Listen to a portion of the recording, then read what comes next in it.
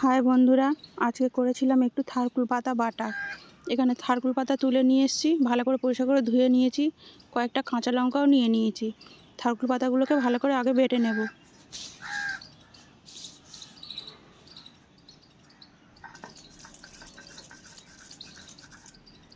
থারকুল পাতাগুলোকে বেটে নিলাম একসঙ্গে, কাঁচা লঙ্কাও।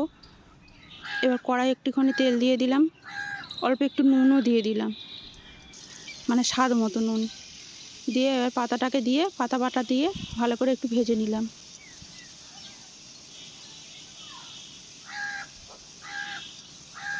তোমরা কে কে এরকমভাবে খাও থারকুল পাতা বাটা জানিও। আমরা তো খাই, খুব ভালো লাগে। একটু তেলে ভেজে নিলাম, শুকনো করে নিলাম, একদম ভালো করে শুকনো করে নিয়েছি। এই পাতা বাটা দিয়েই ভাত খাওয়া হয়ে যাবে, মানে আমরা খাই, আমাদের খুব ভালো লাগে। এভাবে একবার হলেও করে খেয়ে দেখো, খুব ভালো লাগবে আশা করি। আর ভালো লাগলে লাইক, কমেন্ট, শেয়ার করো, সাবস্ক্রাইব করো, সবাই পাশে থেকো।